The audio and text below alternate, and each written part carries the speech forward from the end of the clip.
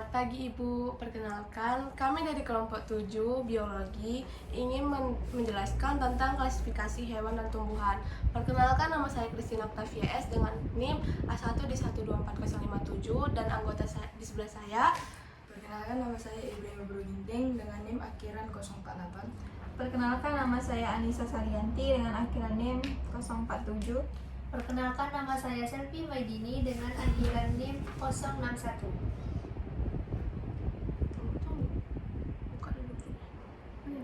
Baiklah, di sini kami akan menjelaskan klasifikasi pada kucing. Sebelum kita menjelaskan klasifikasi hewan pada kucing, adapun pembukaan klasifikasi hewan dan tumbuhan dilakukan berdasarkan berbagai faktor seperti morfologi, jumlah sel, dan keberadaan tulang punggung. Klasifikasi pada tumbuhan biasanya didasarkan pada morfologi alat perkembangbiakannya, yaitu bunga, morfologi akar, batang, dan daun. Tumbuhan juga dapat diklasifikasikan berdasarkan tempat hidupnya, seperti mesofit, xerofit, hydrofit, hygrofit, dan halofit. Sedangkan klasifikasi hewan biasanya didasarkan pada jumlah sel, keberadaan tulang punggung, saluran pencernaan, sistem rangka, dan lain-lain. Hewan juga dapat diklasifikasikan berdasarkan jenis makanannya, seperti herbivora, karnivora, dan omnivora. Taksonomi hewan dan tumbuhan terdiri dari 8 tingkatan, dengan kingdom sebagai tingkatan tertinggi. Tingkatan terendah pada taksonomi hewan adalah ras, sedangkan pada tumbuhan adalah varietas. Makhluk hidup juga dapat dikelompokkan menjadi 5 kingdom, yaitu hewan, tumbuhan, jamur, protista, dan monera. Adapun klasifikasi pada kucing yaitu ada 8. Yang pertama ada kingdom Animalia. Yang kedua ada phylum Chordata. Yang ketiga ada kelas Mammalia. Yang keempat ada ordo Carnivora. Yang kelima ada famili Felidae. Yang keenam ada genus Felis. Yang ketujuh ada spesies F. silvestris. Yang kedelapan ada upa spesies Chatus. Yang terus aku bacakan. Ya, adapun materi yang pertama yaitu kingdom Animalia yang dibacakan oleh saya. Adapun deskripsi tentang kingdom Animalia. Kingdom Animalia atau hewan merupakan salah satu dari 5 kerajaan kehidupan di bumi. Organisme dalam kingdom ini adalah eukaryotik, multiseluler, dan umumnya heterotrof, artinya mereka memperoleh energi dengan memakan organisme lain. Ciri-ciri utama kingdom Animalia meliputi: yang pertama, multiseluler, yaitu hewan terdiri dari banyak sel yang membentuk jaringan dan organ. Yang kedua ada heterotrof, mereka bergantung pada sumber makanan lain. Yang ketiga ada pergerakan, kebanyakan hewan memiliki kemampuan untuk bergerak.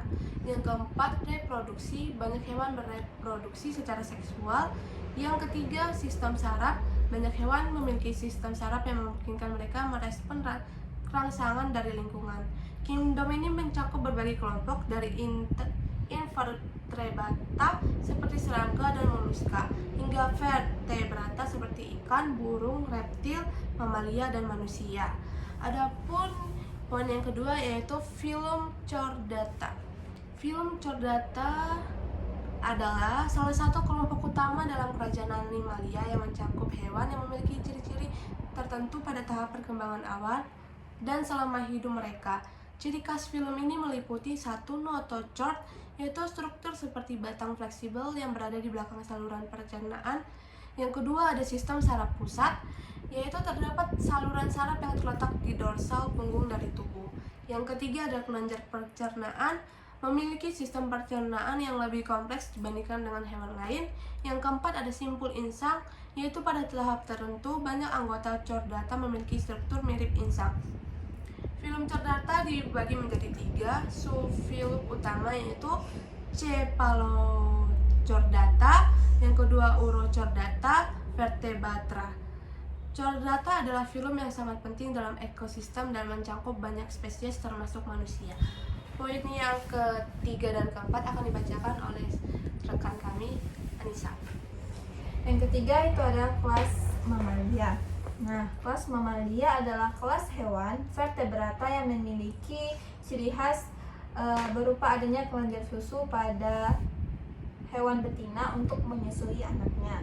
Mereka juga memiliki rambut atau bulu pada tubuhnya. Klasifikasi mamalia dapat dibagi menjadi 3 subkelas. Dapat kita urutkan. Yang pertama itu ada monotremata. Monotremata ini mamalia bertelur, berbeda dengan kebanyakan mamalia lainnya yang melahirkan. Mereka tidak memiliki puting susu. Susu dikeluarkan melalui pori-pori kulit dan dihisap oleh anaknya. Yang kedua itu ada marsupialia. Nah, marsupialia ini adalah mamalia yang melahirkan anak dalam kondisi yang sangat prematur. Lalu anak tersebut melanjutkan perkembangan dalam kantong khusus di dalam induknya yang disebut dengan marsupium. Yang ketiga itu ada euteria.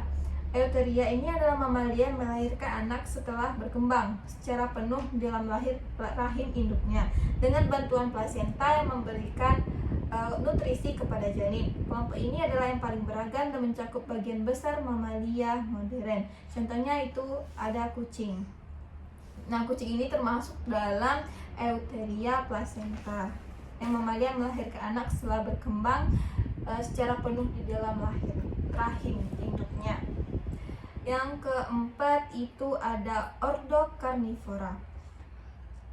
Ordo carnivora pada kucing menunjukkan bahwa kucing tersebut dalam kelompok hewan pemakan daging. Ordo carnivora mencakup berbagai spesies mamalia yang umumnya memiliki adaptasi khusus untuk berburu dan mengkonsumsi daging.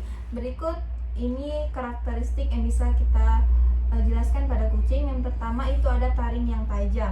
Kucing memiliki gigi taring yang panjang dan tajam untuk menangkap, menggigit, dan merobek daging dari mangsanya. Yang kedua, cakar yang dapat ditarik. Kucing memiliki cakar yang bisa ditarik ke dalam ketika tidak digunakan, yang berguna untuk berburu dan mempertahankan diri. Yang ketiga itu ada indera yang tajam.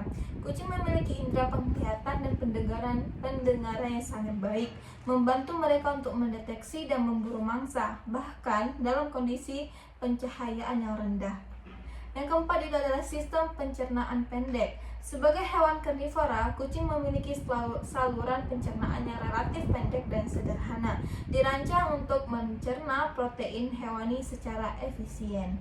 Yang kelima itu ada perilaku berburu alami. Meski hewan peliharaan, naluri berburu kucing tetap kuat, ditunjukkan dengan suka bermain dengan mainan yang menyerupai mangsa kecil atau mengejar hewan kecil.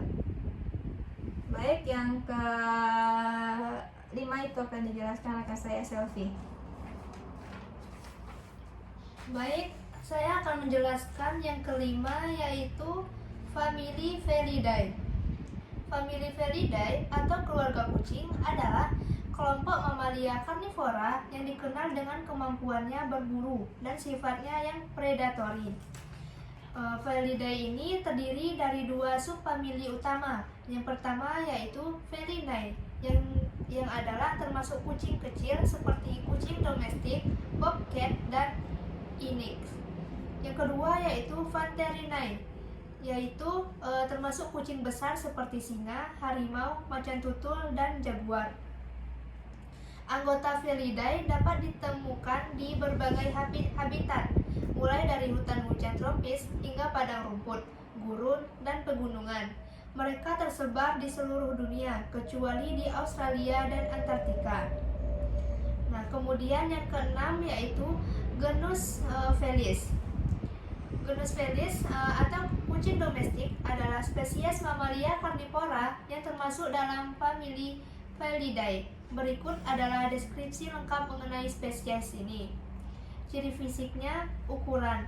Ukuran domestik biasanya memiliki panjang tubuh sekitar 23-46 cm dengan panjang ekor sekitar 23-30 cm. Tinggi mereka berkisar antara 23-25 cm di bahu.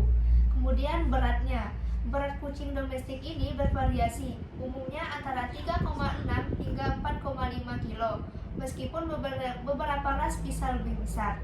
Kemudian yaitu warna dan pola kucing. Kucing domestik memiliki variasi warna dan pola bulu yang sangat luas, termasuk solid, tabby, tortoiseshell, dan banyak lagi. Bulunya tidak pendek, sedang, atau panjang, tergantung pada ras. Nah, kemudian habitatnya yaitu kucing domestik ini dapat ditemukan di berbagai lingkungan, mulai dari rumah tangga hingga peternakan. Mereka dapat beradaptasi dengan baik di lingkungan urban maupun pedesaan. Kemudian materi yang ketujuh akan disampaikan oleh rekan saya, Ibrahim. Baik, materi yang ketujuh yaitu tentang spesies Felis silvestris, yaitu spesies kucing liar yang mencakup beberapa subspesies termasuk kucing liar Eropa, kucing liar Afrika, dan kucing liar Asia. Spesies ini biasanya hidup di habitat hutan, padang, rumput, dan daerah berbatu. Mereka dikenal sebagai predator yang terampil berburu berbagai hewan kecil seperti burung, rodentia, dan serangga. Felis silvestris juga memiliki ciri fisik yang mirip dengan kucing domestik, tetapi lebih berukuran besar dan berburu lebat. Materi yang ke-8 yaitu Upaspesies catus, yaitu spesies kucing domestik. Ada beberapa upaspesies dan ras dalam kategori ini, yang dikategorikan berdasarkan sifat fisik, warna bulu, dan perilaku. Beberapa yang terkenal antara lain yaitu yang pertama Persia, dikenal dengan bulu panjang dan wajah datar. Yang kedua, Siamese, dikenal memiliki tubuh ramping dan pola warna yang khas pada wajah, telinga, dan kaki. Yang ketiga, Maine Coon, ya salah satu ras terbesar, memiliki bulu tebal dan telinga berbulu. Yang keempat yaitu Bengal, memiliki pola bulu yang menyerupai macan tutul dan sangat aktif. Yang kelima yaitu Ragdoll, dikenal dengan sifatnya yang lembut dan suka bersantai.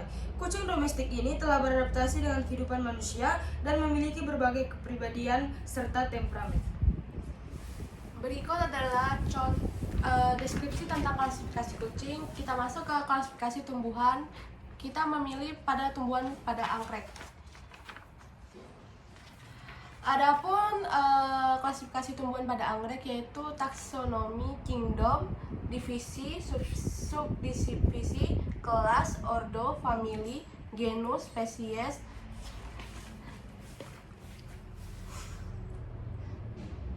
Kami akan membaca tentang klasifikasi tumbuhan pada anggrek. Anggrek Sebelumnya anggrek dikenal karena bunganya yang indah dan beragam, serta memiliki adaptasi khusus seperti simbiosis dengan jamur mycorrhiza untuk membantu dalam penyerapannya akan bernutrisi. Nah, anggrek termasuk dalam kingdom tumbuhan yang terdiri dari organisme autotrof yang melakukan fotosintesis. Selanjutnya langsung ke ini. Kingdom Plantae. Kingdom Plantae, anggrek termasuk dalam kingdom tumbuhan yang terdiri dari organisme autotrof yang melakukan fotosintesis. Divisi Aigospermae, tumbuhan berbunga. Anggrek termasuk dalam kelompok tumbuhan berbunga yang menghasilkan biji di dalam buah. Kelas itu ada monokotil atau Monocotylidae. Anggrek adalah monokotil yang berarti memiliki satu daun lembaga atau kotiledon pada bijinya. Ordo pada anggrek yaitu Asparagales. Ordo ini mencakup berbagai jenis tumbuhan berbunga seperti anggrek dan tanaman lain seperti asparagus. Kemudian yaitu famili Orchidaceae.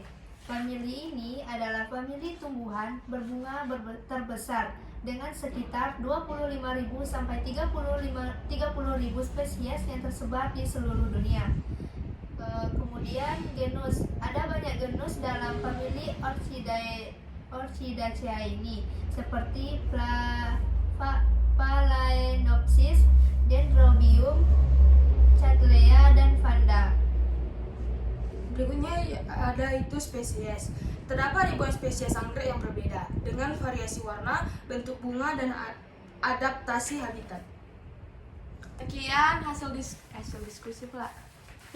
Penjelasan tentang klasifikasi hewan dan tumbuhan Yaitu tentang hewan kucing dan tumbuhan anggrek. Bikinlah. Berikut penjelasan dari klasifikasi hewan dan tumbuhan pada kucing dan anggrek untuk materi UTS ini.